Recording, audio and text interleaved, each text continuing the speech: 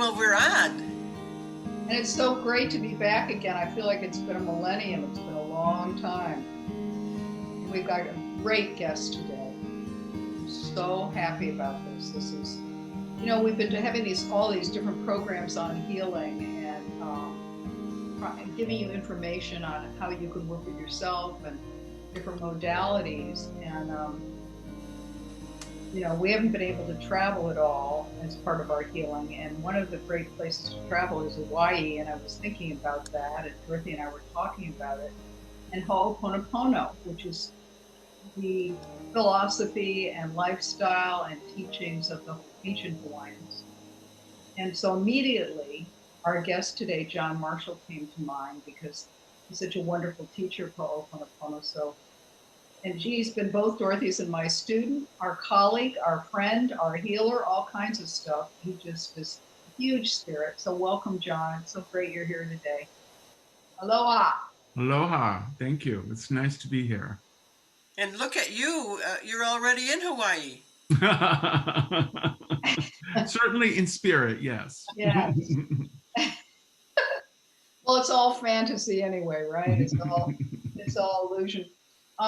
So John, tell me how you found out about what is Ho'oponopono to you? How would you talk about it? So I've been doing healing work for a long time. I've been doing Amane emotional release work since '94, and I'm always looking to expand my techniques and my toolbox, And I came across Ho'oponopono probably in the early 2000s, somewhere around 2004, 2003. And I met Dr. Len at a introduction course in Marin. And he just so impressed me. I just had to sign up for the next time he was teaching a class. So I've done several classes with him in the past. And he's an amazing healer and an amazing man. He has such a big heart. There's like no judgment. He's the same in class, out of class. He just is very grounded, balanced, and also a lot of fun. I love teachers that are fun. Well, it's interesting because there's right now there seems to be a lot of work being done on the inner child, and this Ho'oponopono is all about healing the inner child, and it's also about healing the environment around you, and that you are a part of the environment. It is a part of you, and if there's anything showing up that you don't like or that isn't working for you, that we have to go inward to make that connection and heal that part of us that is sharing the same kind of frequency of what's appearing in front of us. So it's like we take ownership that we are a part of the whole, and what can we do to make a change? And a lot of people today are, especially with COVID, are struggling at how can they make a difference? How can they help? And this is a great technique and a way to empower people to come to themselves and make a change in their environment through making a change within. Yeah. I love the cleaning aspect of it. Mm-hmm. You have a technique that can release and relieve you of all your own stuff and the environment stuff, as you were talking about it. If we're all one, then we're all a part of the whole, but we don't need to carry all that. Exactly. And so therefore those 4 statements come in, which you might explain. Well, yes, the whole idea is we are a part of everything, and everything in front of us in our lives is a reflection of what's going on in our inner world. And so the 4 phrases are, I'm sorry. And, that just takes ownership of your part of whatever's going on. You say, I'm sorry to have been a part of this. I feel badly. Please forgive me is the next phrase. And forgiveness is such a powerful tool in our healing process. And it's like, even though some people may have a struggle with that, especially if they've been victimized, how do you say, please forgive me? And how does that work with the perpetrator? Well, it's like, you were a part of that situation, whatever that was, and somehow you weren't able to stop it. You might have been too young, you know, you might have felt disempowered, but it's like you're asking yourself to forgive you for not being able to do anything in the moment, you know. And now you can. Now you can, you know, learn to heal and learn to let that go. And the third part is I love you.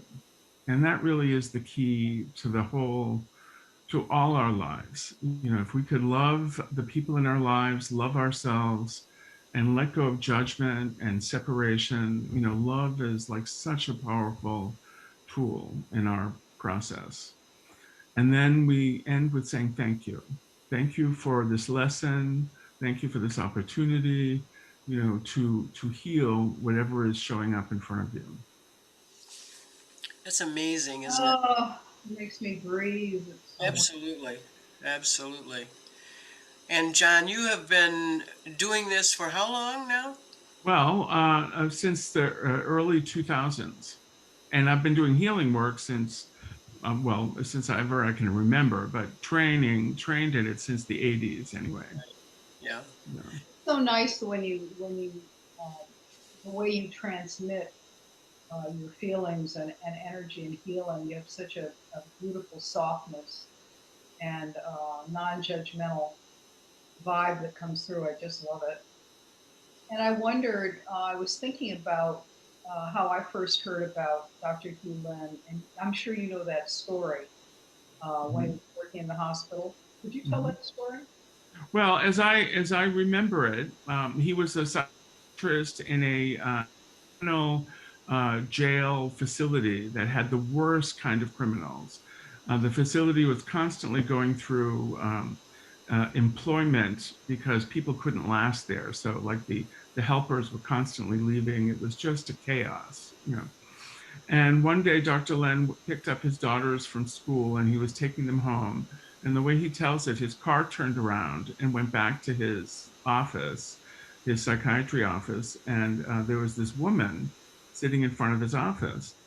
And they got out of the car, and the woman, I believe it's Moana, said, "What can I do to help you?" And his daughter, who was probably about 10 years old, just put her arms down and held her arms out. She had been scarred with eczema, and she'd been scratching, and they'd been to every doctor they could imagine. Nothing was working on her eczema. And they went into his office, and she didn't say a word. She just went inside, and they were there for about an hour.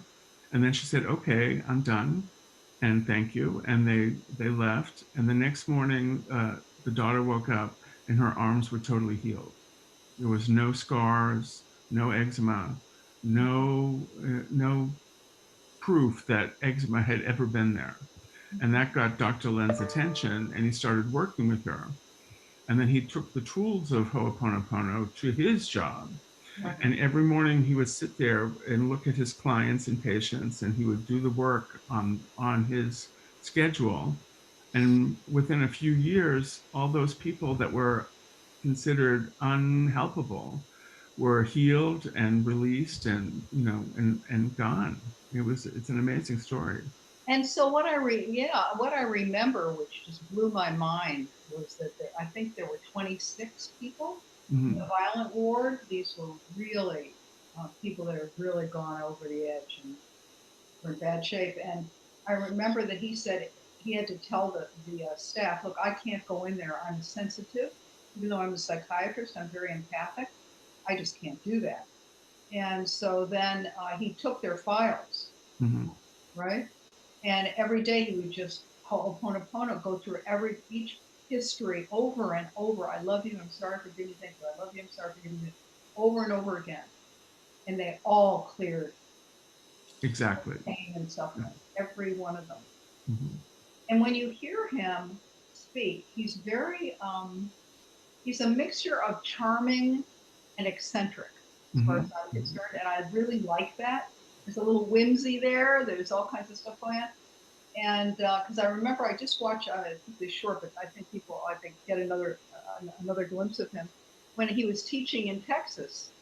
And the guy that was with him, Joe Vitale, said, "Well, you know, how's it been for you since you've been here? He said, oh my God. He said, when I went to the airport, I had to ho'oponopono the whole airport because there was so much going on in there. Then I got on the airplane. The airplane was packed with stuff, and I just ho'opono for 5 hours, 4 hours, or whatever it is to get to Texas. And then he said, I got off the airplane, and the whole state of Texas was so filled with guilt and grief and shame from treatment of the Native Americans and other people there. He said it just rose over me, and I just wanted to clear it immediately. Brought tears to my eyes. And so that's what he was. You know, he's busy all the time. The dude just doesn't stop cleaning, Mm-hmm. which is so And powerful. and he talks about how everything, whether it's a plane or your car Right. or your family or a country or a state or the city, it's all, you know, connected to source. It's all a part of source, and it's all energy. And that energy needs to be, you know, released. You know, so he gets, and so ever since I studied with him, whenever I get on a plane, I thank the plane, you know, and I do Ho'oponopono, you know, because you know those planes are going back and forth, and they don't really stop, and nobody really appreciates them or gives them gratitude. You know, so he teaches us to, like, you know, sort of go ahead of our day, whatever your day is, and just and use Ho'oponopono to sort of clear the path, to smooth things out, and to have things go a little easier. And you know, it can be your office, it can be your clients, it can, you know, whatever it is you're doing, you can use this. So this is a great tool. I think sometimes also it's releasing energy, but for me, it's more transforming it. Mm-hmm. Mm-hmm. Mm-hmm. You know, it's kind of like the energy in a room might be negative, and yet one person can walk into that negativity who has a different kind of energy, and the whole room shifts. Mm-hmm. Yeah, Like you, like me, like John. Yeah. like John, absolutely.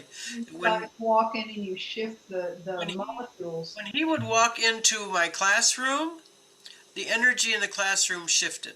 Yep. And I don't know if you're aware of that, John.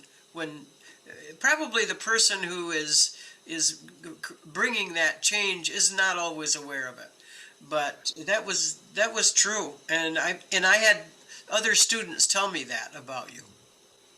Well, I mean, this is my life. It's my life is about trying to make the energy as high as possible, to shine the light and invite people to raise their own frequency, and to really, you know, because we have control over this to a certain extent. You know, we have the ability to manage our energy fields. Exactly.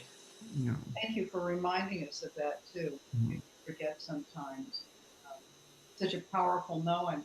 Can you read one of the prayers, John, so people can have an idea of what we're talking about? Sure. So, well, before I do that, could I just explain it just a little bit more Sure, as far please. as one of the things that I think is really powerful, especially now with so much dysfunction in the world, is that the essence of this work is to come home to yourself and heal what needs to be healed for you as well as your environment.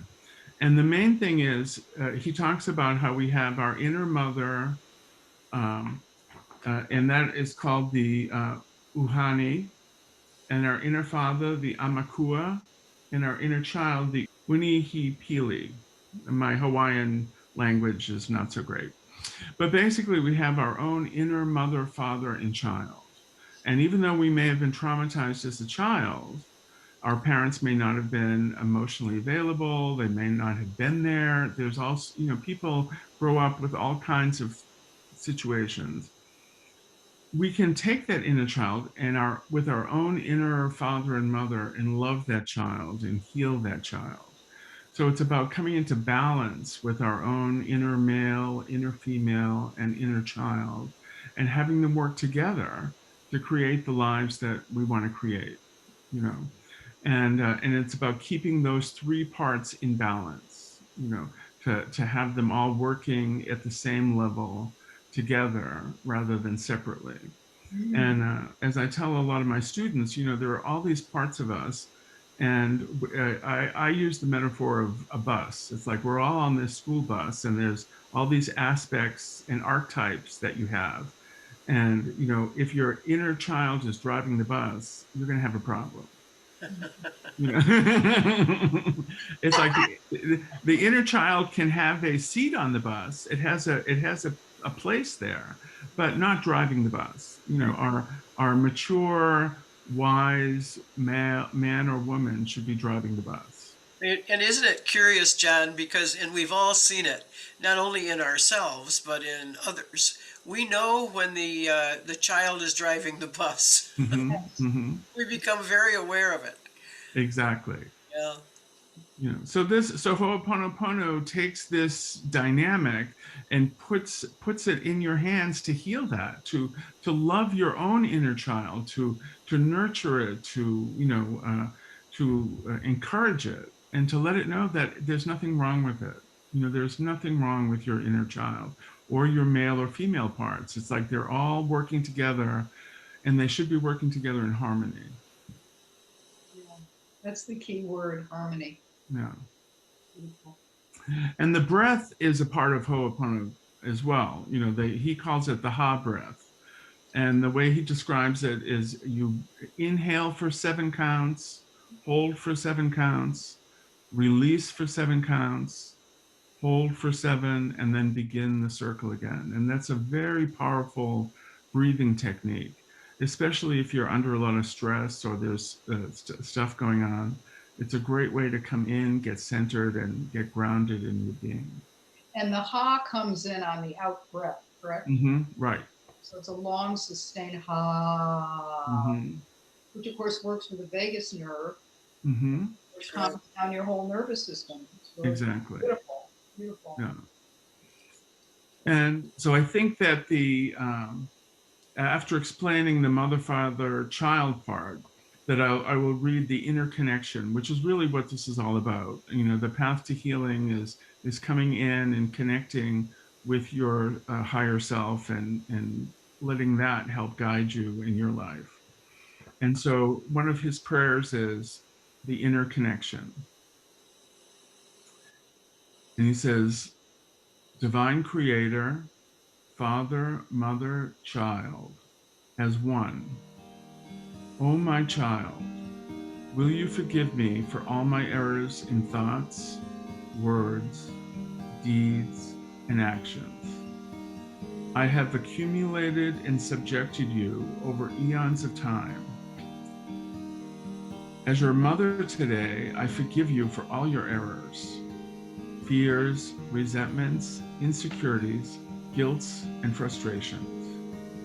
Come and hold my hand and reverently ask the Father, our Amakura, to join us and hold our hearts. As a unit of 2, please ask the Father to join us and make the 3 of us a unit of 1. Let the love flow from me to you and from us to the Father. Let the Divine Creator embrace us in the circle of divine love. Just beautiful. Beautiful. Well, Yeah.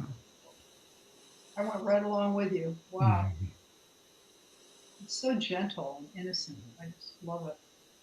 Love it. Love it. I was just thinking that the transformation that happens within that process and within the person, I could feel it happening as he was reading that. I could feel that happening within me. I could feel a shift already occurring. And the challenge is, you know, we live in a world where polarity is one of the programs. Yeah. You know, and with everything that's going on in the world, everybody has taken a side. Yep. And that doesn't get us anywhere. You know, it's like we have to realize that we're all part of the planet, the human race, and there's a way that we can work together and still have differences and still have diversity. You know, and we need to focus on healing that division as much as we can. I mean, we're never going to get rid of polarity on this planet, but we can still learn to work within it. with the program that's going on. Yeah. And also, I think that when one person can work on polarity and maybe not perfect it, but if one person is working on it within themselves, that's going to affect others because you're affecting your energy, and if you're affecting your energy, it's going to affect people around you. Exactly. And what I mean by not getting rid of polarity, it's like if we are able to heal the energy we have around it, the polarity can still be there, but we're not affected by it. You know, Exactly. it's like being in the world but not of the world, Right. Exactly. you know. Exactly. Yeah. And the Oh, more we can do that for ourselves, we help others do that as well. And that's where Ho'oponopono comes in, is that you're affecting, the whole piece by working on yourself. well, it's all about oneness, and Mm-hmm. Ho'oponopono holds that oneness within it, which is so gratifying. And Mm-hmm. working on ourselves is the whole purpose of a lifetime, isn't it? Oh, Right. exactly. Yep. Exactly. Ha ha ha ha ha. I love your smile when you say that, Dorothy. I love that. And John, tell us a little bit about the Amine work. I'm not really familiar with it, but I know that you're gone a lot. You've been not recently, but usually traveling to Belgium and all over the place. Well, it's similar in that it's about emotional release. It's emotional release body work. So we use the breath, not the ha breath, but we use the breath is very key. We use its energy work. So just like Ho'oponopono, we're working on the energy in the room, the energy in our bodies, and there's also some deep tissue work. So we go into the body, into the areas that are holding traumas and emotions and what have you, and invite the people to express them, so that hook can be gone. So they can. So when you're in a room, like in a workshop with 20 people, and they're all screaming and yelling and letting go of the stuff that they're holding on to, it's an amazing experience, and you feel so much lighter afterwards. And we're never, ever since we're children, we're being told what to do and how to do it, and we're not allowed to express ourselves or to vocalize, or to really feel what's going on inside of us. So we need to embrace those bits and pieces that are stuck and let them go, you know, so that they don't have power over you anymore. Mhm. You know. So wonderful. So glad we have healers like you on the planet, John. I, Well, I love working with people, and I love the whole, the more I learn, the more the same everything seems to be. It's like, no matter what background people come from, no matter what spiritual, religious background, if you really dive into the source of it all, they're all saying the same things. Love each other, forgive each other, and you can have a huge effect on your life if you do those things. And on the planet. And on the planet, exactly. yes. And is there anything else you want to tell us about Amine or Well, the woman who brought it to the United States was from Australia, and it was a sort of a channel teaching, and I've never experienced anything quite so powerful in body work. It's just the first session I had. I vibrated. In fact, I vibrated when the first time somebody told me about it. They said, "Oh, I went to see this amazing body worker in Palo Alto," and the moment they said that, it was like my body started vibrating. You know, and so I went, not knowing anything about it. Had this amazing session, and then I started. Um, Being a student of hers, and I was in the first training program in Ukiah in like 1995. And I became a teacher and a practitioner, and I've been doing it ever since, along with other techniques that I've learned and studied with along the way. You're also a great tarot reader too. And I love Dorothy's hypnotherapy. I've learned a lot from Dorothy's classes too. So, you know, there's so much good tools out there Right. to utilize. You know, it's interesting, John. You said that you started vibrating when you first heard about it, and you didn't know anything about it. Mhm. And I'm going to say that I don't agree with you. You knew everything about it. You just didn't remember that you knew until you got there. It happens to me a lot. It happens to, I think it happens to people so many times. Just those things that we know that we don't know we know yet. Mhm. Yeah. Well, it's funny that you should say that because when I first met Dr. Len, he blew my circuits with a very simple description of healing work, you know, that he drew on on his little board there. And after the session, I went up to him and I said, you know, I've never seen anyone describe what happens during a session so simply and so cleanly. And he said almost exactly what you said. He said you wouldn't have understood it if you didn't know it. I totally agree. Yeah. Mhm. Wonderful. How many times any of us have gone to hear a great guru speak, Mhm. and we're sitting in the audience, and they're saying things, and we're doing this. Mm-hmm. Yes. Uh-huh. And we've never heard those words before. Mhm. We do know. Yeah. We have to know. We all came from the same source. Mhm. We have to Mhm. know. We've just forgotten what we know. Mhm. And Simone reminds me of what I know so often.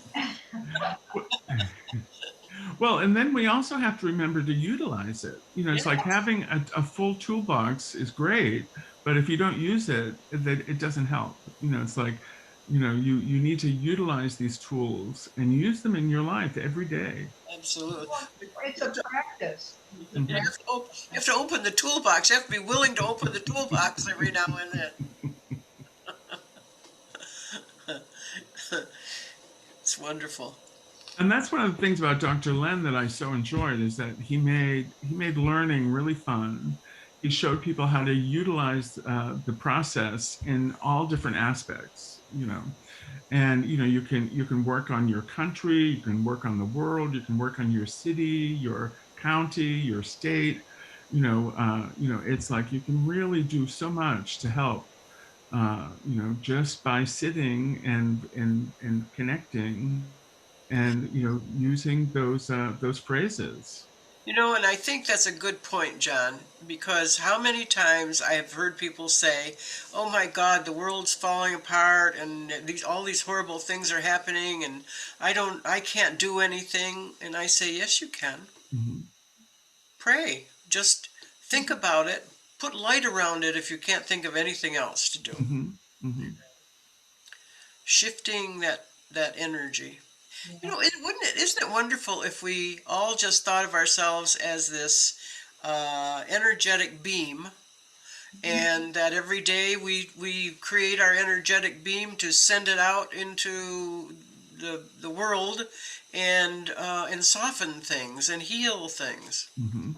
If that's a you know an idea that someone could think about.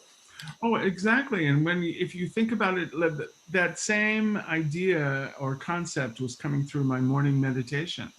And you know, and just sending like Ho'oponopono, sending that energy out into the world. And the energy is intelligent. It knows where to go and what to do, and you know, it knows who to get to. You know, so if you just beam that energy out, it's going to do the work it needs to do. Right. I call that divine intelligence. Mm-hmm, mm-hmm, And when we have that, and I work with that inside myself all the time for health and wellness, mm-hmm, mm-hmm, because that divine intelligence knows exactly what to do in every cell of my body. mm-hmm. Yeah. That's great. You know, and I tell people, I know a lot of people are going through healing crises at the moment. And a lot of people have judgments over different modalities and, you know, Western medicine and what have you. And I basically, it's kind of like Ho'oponopono. I explain to them that, when I go see a doctor or dentist or somebody that's working on my body, and if there's any kind of fear or resistance, I just go in and I meditate and I try to connect to their guides and their angels and their higher self and to source and say, please help him or her do whatever they need to do for me to make me well and to take care of me, and guide their hands and guide their energy. And I just surrender. Absolutely. Yeah. You're very wise, John. Such a delight. You're just a total delight. Absolutely. Thank you so much for being with us today, John. Oh, it's a pleasure. It's a pleasure to be in, and I look forward to the day when we can be together in person. Well, thank you so much. Blessings and love, my dear friends, and the world is such a better place with the two of you in it. The three of us. And now the three. Yeah, the three, and the one. The three and the one. Thank you. Mm-hmm. Thank you, John. It was such a pleasure having you today. I enjoyed it anytime.